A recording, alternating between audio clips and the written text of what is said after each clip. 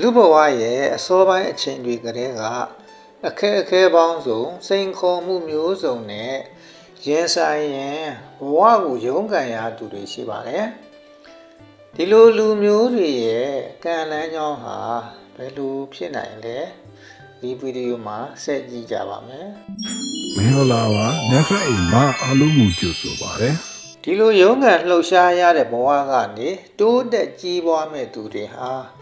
သူတို့ရဲ့ကံကြမ္မာလမ်းကြောင်းကိုသူတို့ကိုယ်တိုင်ဖန်တီးတယ်လို့ပြောရမလို့ပါပဲ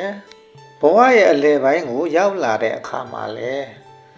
အခက်အခဲတွေကြားကနေကိုယ်စွမ်းကိုယ်စားနဲ့ရုန်းကန်ကြိုးစားပြီးတိုးတက်မှုအတွက်ဆက်လက်လုပ်ကင်ကြပြန်ပါတယ်အထူးသဖြင့်မိမိလုပ်တဲ့လုပ်ငန်းတွေမှာရှင်ပြိုင်သူတွေမနာလိုသူတွေခြေထိုးလိုသူတွေနဲ့အမြဲတမ်းကြုံတွေ့ရတတ်ပါတယ်။ဒါဟာအောင်မြင်မှုကိုဖန်တီးနေတဲ့သူတွေအတွက်ရှောင်လွှဲလို့မရတဲ့စိန်ခေါ်မှုတွေပဲဖြစ်ပါတယ်။လက္ခဏာဗေဒပညာအရဒီလိုရုန်းကန်လှုပ်ရှားပြီးတိုးတက်မဲ့သူတွေရဲ့ကံကြမ္မာလမ်းကြောင်းဟာ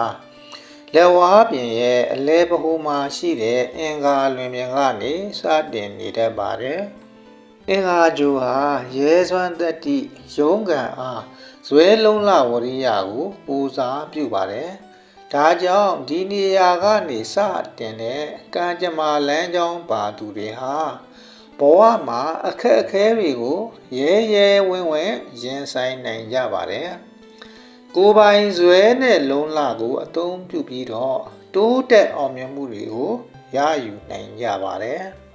တဲ့လက်မှာဒီလိုကံလန်းကြောင်းပါနေခဲ့ပြီဆိုရင်အခက်အခဲတွေကြုံရတဲ့အခါ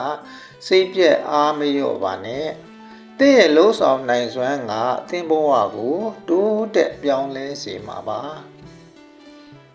အားလုံးအောင်မြင်မှုရရှိကြပါစေ။